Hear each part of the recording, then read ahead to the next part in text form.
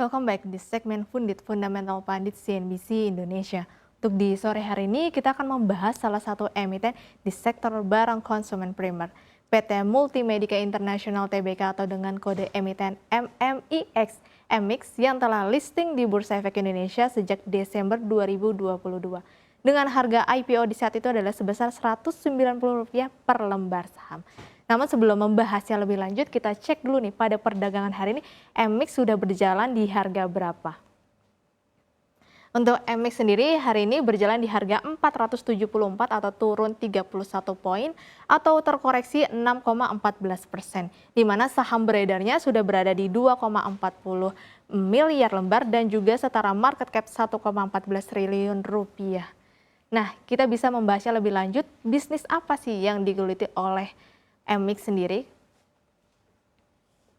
Ya, untuk secara bisnisnya, MX sendiri berada di perdagangan alat laboratorium, kemudian ada alat farmasi, alat kesehatan, dan juga alat kedokteran. Dan juga MX sendiri ini memproduksi masker, di mana maskernya ini juga didistribusikan di apotik, kemudian supermarket, dan juga minimarket. Dan juga MX sendiri memegang lisensi IP Korea, yaitu brand Korea, yaitu BT21 dan juga Tiny Tan. Nah, bagaimana dengan pertumbuhan laba dari MX? Ya, di samping saya ini adalah pertumbuhan laba dari MX, yaitu di tahun 2021 dan tahun 2022. Kalau kita melihat secara laba bersih tahun berjalan ini justru menurun nih kinerjanya sekitar 5%. Di mana laba bersih tahun berjalannya itu sebelumnya di tahun 2021 berkisar 25 miliar dan di tahun 2022 ini turun sekitar 5% berada di 24 miliar rupiah.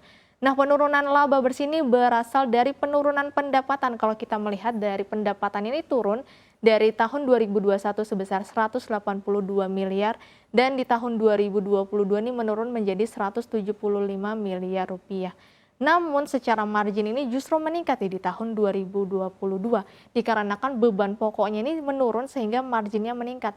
Namun yang perlu menjadi catatan para investor adalah beban usahanya ini juga meningkat, di mana beban usahanya yang meningkat masih menggerus laba dari MX itu sendiri. Nah, kita juga bisa melihat bagaimana sih rasio keuangan dan valuasi dari MX. Ya, di samping saya ini adalah rasio keuangan dari MX. Kalau kita melihat secara book value-nya, MX berada di harga 68, sedangkan tadi harga pada perdagangan hari ini berjalan di 474, yang menandakan bahwa harga MX sekarang ini sudah over value atau mahal ya, atau PBV-nya bisa dibilang di area 7, nah secara PBV-nya sudah 7 berarti menandakan bahwa investor ini harus membayar 7 kali lebih mahal dibandingkan harga kewajarannya. Dan kita bisa melihat secara gross profit margin-nya ini cukup tinggi atau cukup baik, berada di 52,15%, yang menandakan bahwa selisih atau keuntungan dari pendapatan dengan beban pokok pendapatan ini cukup besar atau cukup baik. Nah, lalu bagaimana dengan prospek bisnis dari MX? Ya, untuk yang pertama prospek bisnisnya adalah COVID-19 ini sudah mereda ya, apalagi di tahun 2023 ini. Namun beberapa pakar memproyeksikan pertumbuhan dari segmen alat kesehatan di tahun 2023 ini justru akan meningkat nih atau bertumbuh mencapai 12,8% hingga tahun 2025 nanti.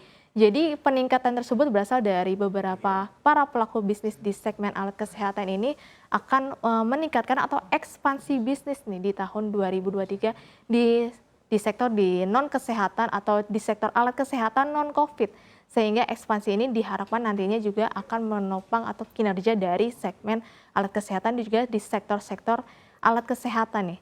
Dan selain itu juga nanti di Jakarta akan ada tiga rumah sakit baru nih, yaitu RSUD di Koja, RSUD di Cengkareng, dan juga RSKD di daerah Duren Sawit. Nah, di mana ketika nantinya akan ada rumah sakit baru ini akan menopang dari kinerja di segmen kesehatan karena akan ada peningkatan dari permintaan alat kesehatan. Dan yang kedua adalah di mana MX ini memegang lisensi nih atau IP lisensi utama brand Korea yang bernama BT29 dan juga Tiny Tan, di mana kita ketahui juga untuk brand Korea atau K-pop sendiri di Indonesia ini cukup banyak digemari ya, baik dari segi remaja maupun juga orang dewasa.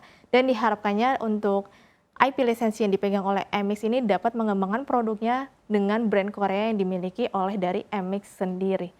Nah, lalu untuk MX ini masih layak dikoleksi atau tidak? Ya, kita ketahui untuk MX sendiri belum lama listing nih, baru listing di Desember 2022. Namun sejak IPO hingga saat ini harga sahamnya sudah melesat sekitar 150%. Nah, ini masih menjadi pertanyaan juga untuk para investor, apakah di harga saat ini sudah cukup menarik atau bisa lebih murah lagi nih? Karena kita ketahui secara valuasi MX ini sekitar 7 kali lebih mahal atau investor harus membayar 7 kali lebih mahal daripada harga kewajarannya.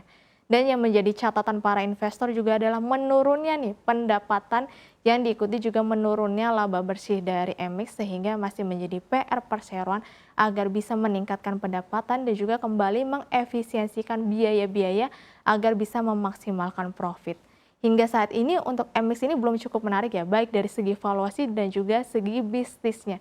Dikarenakan untuk COVID-19 di tahun 2023 ini bahkan sudah tidak cukup terdengar sehingga untuk prospek dari bisnis alat kesehatan ini masih butuh banyak ekspansi agar bisa menopang dari kinerja di segmen kesehatan. Mungkin itu saja yang bisa saya sampaikan di segmen Pundit hari ini. Saya kembalikan ke Syafrinas.